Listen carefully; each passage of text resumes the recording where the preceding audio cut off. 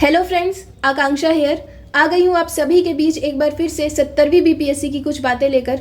जैसा कि आप सभी जानते हैं कि 6 दिसंबर को जो है पटना में एक महाआंदोलन होने वाला है, जिसमें हम अपनी मांगे रखने वाले हैं। हमारे साथ जितनी भी गलत चीज़ें हुई हैं, हमारा जितना अपमान हुआ है, हमारा जितना तिरस्कार किया गया है और हमारे अगेंस्ट ये जो धांधली चल रही है, उन चीज़ों का पर्दाफाश करने के लिए ये महाआंदोलन रखा गया है। और हमें ट्रांसपेरेंट कंडक्ट ऑफ एग्जामिनेशन चाहिए। और जितनी भी मांगे हैं जिनको इन्होंने कंसीडर नहीं किया, जिनको इन्होंने नहीं सुना, वो मांगे हम फिर से अब साथ में एकजुट होकर रखने जा रहे हैं। अब आप में से काफ़ी सारे लोग हैं जिनके बीच अभी भी भ्रम है कि क्या चीज़ें सही हैं, क्या चीज़ें गलत हैं, है ना। काफ़ी सारे लोग हैं जो नए सब्सक्राइबर्स हैं इस चैनल के। तो मैं एक बार फिर से आपको बता देना चाहती हूँ कि क्या मुद्दे हैं, 70वीं बीपीएससी में क्या स्कैम हुआ है, वो चीज़ें मैं आपके सामने एक बार फिर से रखना चाहती हूँ। देखिए, तो इन चीज़ों की शुरुआत कहाँ से हुई, मैं पूरा कॉन्टेक्स्ट, पूरा बैकग्राउंड आपको देती हूँ कि बीपीएससी ने नोटिफिकेशन निकाला सिविल सर्विसेज के लिए, जिसमें उन्होंने कहा कि 2035 प्लस पोस्ट है। ठीक है, ये लॉलीपॉप इन्होंने हमें दिखाया और अभ्यर्थियों को ये दिखाया कि ये अभी तक के इतिहास में सिविल सर्विसेज की सबसे बड़ी वैकेंसी है। ठीक है, फिर क्या हुआ कि 4 नवंबर तक जो है इन्होंने फॉर्म फिलिंग का पोर्टल ओपन किया था कि आप फॉर्म फिल कर सकते हो। ठीक है, अब क्या हुआ कि सर्वर डाउन हो गया इनका 1 नवंबर से, और 4 नवंबर को जो है वो कम्प्लीटली क्रैश हो गया इनका सर्वर। ठीक है, ना तो पेमेंट पोर्टल इनका काम कर रहा था, ना ही पेमेंट हो पा रहा था, ना ही सिग्नेचर अपलोड हो पा रहा था, ना ही फोटो अपलोड हो पा रहा था, कुछ भी नहीं हो पा रहा था। ठीक है, एक ये भी चीज़ हुई कि स्टूडेंट्स जो है वो पेमेंट कर दे रहे थे, पैसा कट जा रहा था, लेकिन वहाँ पे शो नहीं कर रहा था। फिर सेकेंड टाइम वो पेमेंट कर रहे हैं, फिर सेकेंड टाइम जब वो पेमेंट कर रहे हैं तो उसके बाद वो एक्सेप्ट कर रहे हैं, लेकिन उनका 2 बार पैसा कटा। तो उस परिस्थिति में बच्चों ने मेल भी किया आयोग को, लेकिन अभी तक ना तो कोई रिवर्ट आया है, ना कोई उन्होंने रिफंड दिया है। ठीक है, तो सबसे बड़ी चीज़ है कि सर्वर जो है उन्हीं का क्रैश किया था। अब इस परिस्थिति में जो है 80 से 90 हज़ार जो बच्चे हैं वो फॉर्म फिल नहीं कर पाए। ठीक है, और 4.7 लाख जो बच्चे हैं उन्होंने फॉर्म फिल कर लिया। ठीक है, तो अब क्या हुआ कि बच्चों ने आयोग को मेल करना शुरू किया कि आपका सर्वर क्रैश हो गया था एंड ऑल दैट। तो इन्होंने कहा कि नहीं, अब हम ये अपॉर्चुनिटी आपको नहीं देंगे। तो इस सिचुएशन में बच्चों ने फिर क्या किया, कुछ स्टूडेंट्स जो हैं वो उन्होंने कोर्ट केस कर दिया। ठीक है, और वो जो केस है अभी कोर्ट में है और वो केस जो है वो चल रहा है अभी। ठीक है, तो ये हो गई उनकी बात कि उनको क्या कराना है, रीओपन कराना है, क्योंकि उनके साथ सच में गलत हुआ है। इन बच्चों को जो है आयोग ने कह दिया कि हम नॉन सीरियस हैं।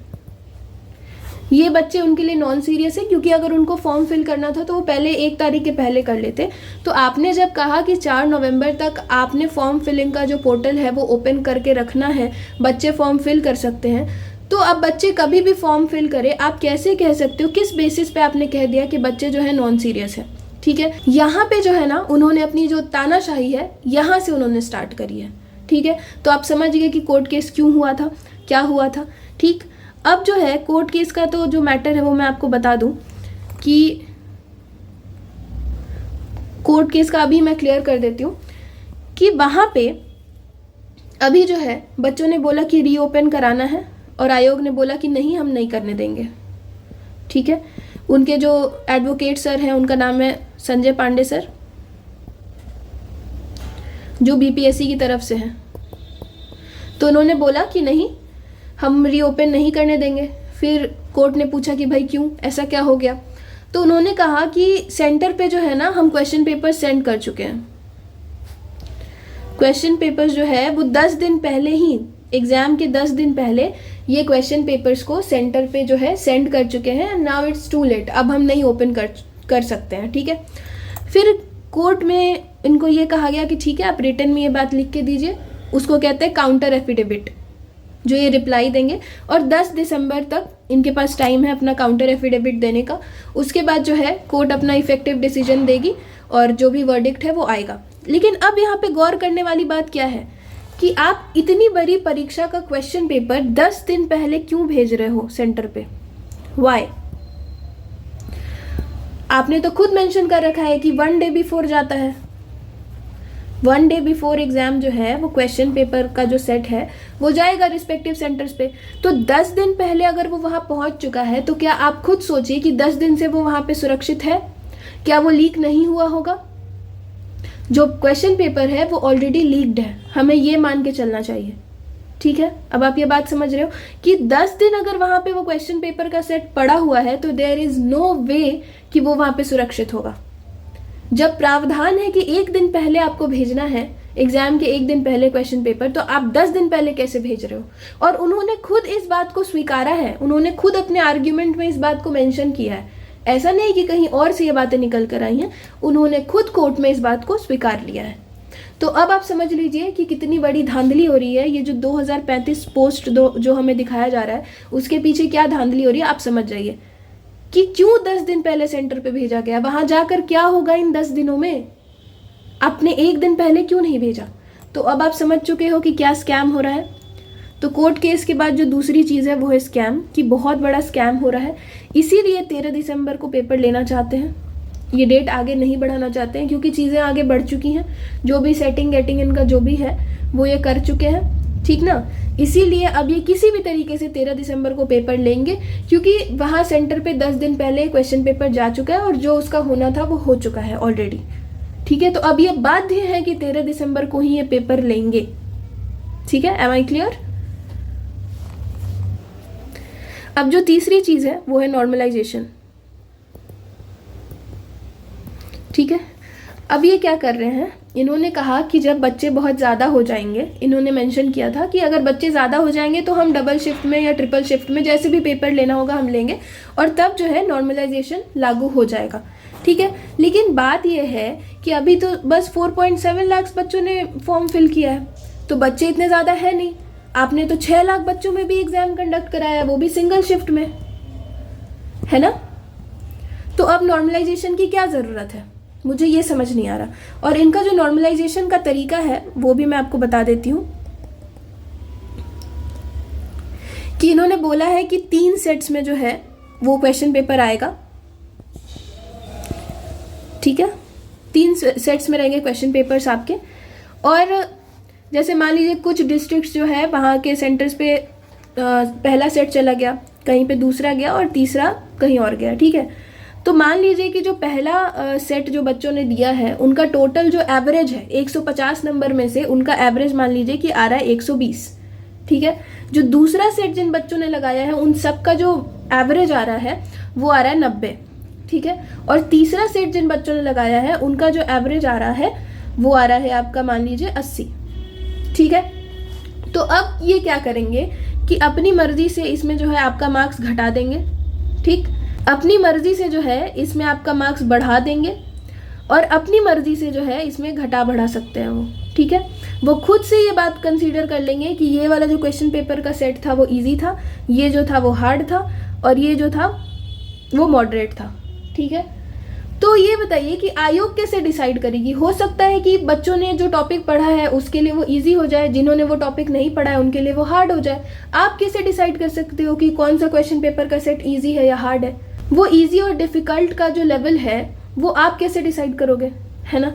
तो नॉर्मलाइजेशन तो बस बहाना है, पीछे जो धांधली हो रही है, नॉर्मलाइजेशन तो धांधली करने का सबसे बढ़िया टूल है। तो आप समझ रहे हो कि अगर नॉर्मलाइजेशन हो जाता है तो कितनी प्रॉब्लम हो जाएगी बच्चों को। अब ये हो गया नॉर्मलाइजेशन की बात। अब जो चौथी चीज़ है वो है कि क्लैश हो रहा है। ठीक है, कुछ एग्जाम्स जो है वो बीपीएससी के साथ जो है वो क्लैश कर रहे हैं। 13 ही तारीख को आरपीएफ एसआई का पेपर है। ठीक है, 13 दिसंबर को। फिर आपके बहुत सारी यूनिवर्सिटीज़ का यूजी का और पीजी का भी पेपर है।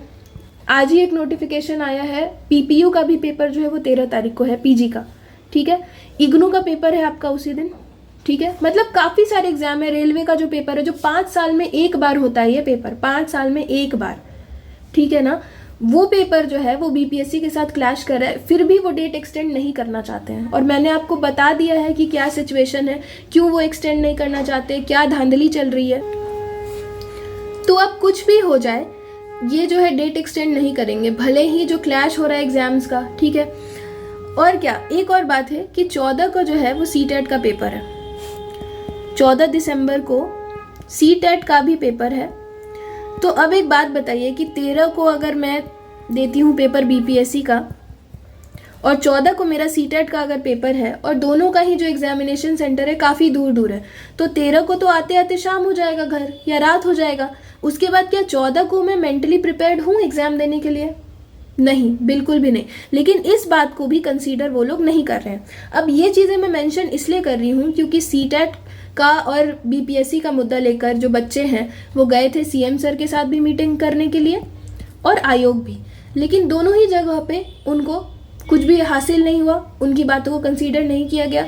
सीएम सर के यहाँ से उनको ये जवाब मिला कि ठीक है, आपके लिए जो भी एग्ज़ाम इम्पोर्टेंट है आप दे दीजिए, अगर क्लैश कर रहा है तो ठीक है। तो अब आप एक बात बताइए, मैं कैसे डिसाइड करूं कि कौन सा पेपर इंपॉर्टेंट है? मेरे लिए तो सारे ही पेपर्स इंपॉर्टेंट हो जाएंगे, आरपीएफ वाला भी, बीपीएससी वाला भी और सीटेट वाला भी, है ना। किसी स्टूडेंट के लिए कोई पेपर छोड़ना उसके करियर के पीक टाइम में कितना ज़्यादा उसके लिए गलत हो सकता है, आप खुद समझिए कितना नेगेटिव हो सकता है। 5 साल में एक बार पेपर हो रहा है और कैसे डिसाइड करेंगे?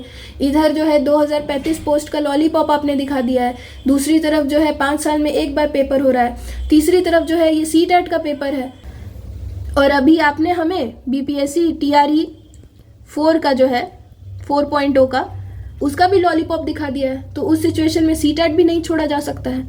तो जब इतनी सारी प्रॉब्लम्स हैं तो क्यों डेट एक्सटेंड नहीं करना है?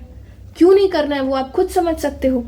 अब बीच में क्या होता है कि काफ़ी सारे जो लेटर्स हैं इनके, या आप मान लो नोटिस है, वो वायरल हो जाता है, क्योंकि लीक तो होगा ना। इनका सिस्टम में तो कुछ भी भाई सिक्योर नहीं है, कोई सिक्योरिटी नाम की चीज़ नहीं है। कॉन्फिडेंशियल सेक्शन से भी जो है इनका लेटर और नोटिस लीक होते रहता है। तो अभी कुछ दिन पहले क्या हुआ था, इन्होंने टीचर्स के साथ जो है बैठक करी थी, ठीक है। उसमें इन्होंने पूछा था कि नॉर्मलाइजेशन होना चाहिए, नहीं होना चाहिए, क्या होना चाहिए, पैटर्न कैसा होना चाहिए। तो हमारे जो 2 बहुत खास कोचिंग माफियाज हैं जिनका नाम आप जानते हैं, एक हमारे प्यारे रंगा सियार हैं और दूसरे भी उन्हीं के मित्र हैं, आप जानते ही उनको भी। वो क्या किया, उन्होंने वहाँ जाके नॉर्मलाइजेशन का सपोर्ट कर दिया, ठीक है। जब बच्चों ने इसका विरोध किया कि आपने ऐसा क्यों किया, तो चुपके से फिर एक वीडियो बना दिया, एक इंटरव्यू बना दिया कि नहीं जी ऐसी बात नहीं है, ताकि मैटर वहाँ पे शांत हो जाए। लेकिन उसी दिन से इनका जो सांठगांठ है वो शुरू हो गया था, क्योंकि बच्चे इतना ज़्यादा उग्र हो गए, इतना परेशान हो रहे हैं, लेकिन इन्होंने कुछ नहीं बोला, ये शांत रहे। ये जो है हमेशा आयोग का ही सपोर्ट करते रहे, आप समझ रहे हो। तो बीच में एक नोटिस वायरल होता है, एक लेटर वायरल होता है। जब 2 दिसंबर को हमारा पहला प्रोटेस्ट हुआ, पहला आंदोलन जब हमने किया, उसके एक दिन पहले आयोग ने इनको एक लेटर भेजा, हमारे 2 प्यारे जो रंगा सियार है उनको, कि बच्चे जो हैं जी वो 2 दिसंबर को प्रोटेस्ट करने वाले हैं, आप प्लीज़ इन पे थोड़ा दबाव बनाइए, इनको रोकिए, ठीक है। तब इनकी सांठगांठ बाहर आई कि अच्छा जी ऐसी बात है कि अब ये हमें दबाएंगे, ये तो हमारे साथ है ही नहीं, ये तो गुरु बनते हैं, लेकिन ये तो बच्चों के साथ है ही नहीं, ये अपने शिष्य के साथ है ही नहीं, आप समझ रहे हो। तो जो है कुछ भी करके इन्होंने दबाव बनाया, हमें डिवाइड किया, बच्चों को मैनिपुलेट किया, काफ़ी चीज़ें हुई, जिसकी वजह से वो जो आंदोलन है वो इतने बड़े स्तर पे नहीं हो पाया, ठीक है। लेकिन इसका फ़ायदा क्या हुआ कि उस आंदोलन को जो है मीडिया कवरेज बहुत ज़्यादा मिली, और उस दिन हम लोग जो है तेजस्वी सर से मिलने ही गए हुए थे, ऑपोजिशन से मिलने गए हुए थे, तो ये बात उनको पता चली, ठीक है। और जैसे ही उनको बात पता चली है 2 दिसंबर को, वो एक्टिव हो गए, उसी दिन उन्होंने संज्ञान में इस मैटर को ले लिया, ठीक। अब क्या हुआ है कि दिल्ली में भी प्रोटेस्ट चालू हो गया, और जो हमारे प्यारे तेजस्वी सर हैं उन्होंने सीएम सर को एक लेटर भेज दिया, ठीक है, जहाँ पे उन्होंने हमारे सारे मुद्दों को मेंशन किया है, ठीक है। और कहीं ना कहीं अब जो बच्चे हैं वो यूनाइटेड हैं, और जो अपोजिशन है उसका अब हमें सपोर्ट मिल रहा है, ठीक है। तो अब क्या है, अब 6 दिसंबर को जो है, जब हम सारे अब यूनाइटेड हैं, सारे छात्र नेता अब हमारे साथ हैं, ऑपोजिशन हमारे साथ है, हम यूनाइटेड है ना, तो अब क्या 6 दिसंबर को फिर से अब हमें दबाने की कोशिश की जा रही है। बीच में फिर से एक रंगा सियार का वीडियो वायरल होता है, जिसमें वो कह रहा है कि मैं हाथ जोड़ के विनम्र निवेदन कर रहा हूँ आपसे, आप सभी मेरे शिष्य हैं, जब गुरु हाथ जोड़ लेता है तो बात माननी चाहिए एंड ऑल दैट, कि आप लोग प्लीज़, आपको कोई कुछ भी कर ले, आपको चुप रहना है, आपको कुछ भी नहीं करना है। क्यों कुछ नहीं करना है? जब आपको पता है कि बच्चों के साथ गलत हो रहा है जी, तो आप क्यों चाहते हो कि बच्चे शांत रहें, ठीक है। तो अब यही है जो सारा मुद्दा है। तो पहली चीज़ जो हम कंक्लूड कर सकते हैं वो ये है कि 6 दिसंबर को तो आंदोलन होगा, महाआंदोलन होगा। कहाँ पे? पटना में। दूसरी चीज़, कोर्ट केस से अभी होप रख सकते हैं, ठीक है, यहाँ से भी हाई होप है। और तीसरी चीज़ कि हमें यूनाइटेड रहना है। चौथी चीज़, ऑपोजिशन हमारे साथ है। तो अगर आप चाहते हैं कि निष्पक्ष तरीके से चीज़ें हों, ट्रांसपेरेंट वे में चीज़ें हों। अब आप देखिए, आप पढ़ने वाले स्टूडेंट हो, आपने मेहनत करी है, पता नहीं कितने सालों से आप मेहनत कर रहे हो, आपके घर वाले आपके पीछे लगे, आपका इतना सारा सैक्रिफाइस है। लेकिन अगर सही में 10 दिन पहले जो क्वेश्चन पेपर है वो सेंटर पे जा चुका है ना, तो आप समझ लीजिए कि 1000% चांस है कि वो लीक हो चुका है क्वेश्चन पेपर, ठीक है। तो अब आपको डिसाइड करना है कि कितनी भी जिद कर ले, आपको 13 को पेपर देना है कि नहीं पेपर देना है। क्योंकि फिर जाओगे, पेपर दे के आ जाओगे, होना अल्टीमेटली कुछ भी नहीं है, क्योंकि सब कुछ तो बिका ही हुआ है। तो एक दिन में कुछ नहीं होता है। अपने करियर के लिए लड़ाई करिए, आइए संघर्ष करिए। आपको अब रियलिटी दिख रही है, आपको समझ में आ रहा है, ये पूरा जो सिनेरियो है उसको डिकोड करके मैंने आपको बता दिया कि क्या चीज़ें हो रही हैं। और अच्छी बात यह है कि विधानसभा में भी अपोजिशन ने ये मुद्दा उठाया है, तो अब ये मुद्दा पब्लिक डोमेन में आ चुका है। धीरे धीरे हम लोग आगे बढ़े, हमारे साथ लोग जुड़ते गए और कारवां बन गया। लेकिन अब ये लोग जिद कर रहे हैं कि 13 को ही पेपर लेंगे, और हमें अब इन्हें रोकना है कि नहीं, अगर पेपर लीक हो चुका है ना, तो अब हमें इन्हें रोकना होगा। अपने संघर्ष के लिए, अपनी मेहनत के लिए, अपनी फैमिली के लिए, उन्हें जो उम्मीदें हैं हमसे, उनके लिए, ठीक है। तो हमारा जो मुद्दा है वो क्या है? सबसे पहली चीज तो है नो नॉर्मलाइजेशन। दूसरी चीज क्या है? रीओपन कराना है। तीसरी चीज क्या है? डेट एक्सटेंड कराना है। टाइम मिलना चाहिए हमें अब प्रिपरेशन करने का, क्योंकि जब से नोटिफिकेशन आया तब से सारे बच्चे डिस्टर्ब्ड हैं, कोई अच्छे से पढ़ाई नहीं कर पाया है। आप फ्रेश तरीके से चीज़ों को फिर से कंडक्ट कराओ, ताकि हम लोग बिल्कुल दिमाग शांत करके पढ़ाई कर सकें, ठीक है। और चौथी चीज़ जो है वो fair and transparent conduct of examination. समझ रहे हैं आप चीज़ों को, कि ट्रांसपेरेंट तरीके से आप अपनी वेबसाइट को अपडेट करते रहो, आप बताते रहो कि चीज़ें कब होंगी, कैसे होंगी। नॉर्मलाइजेशन आ रहा है तो उसका फॉर्मूला बताओ, नहीं आ रहा है वो भी क्लियर करो। बच्चों को ऐसे संशय में मत रखो, बच्चे परेशान हो जाएंगे।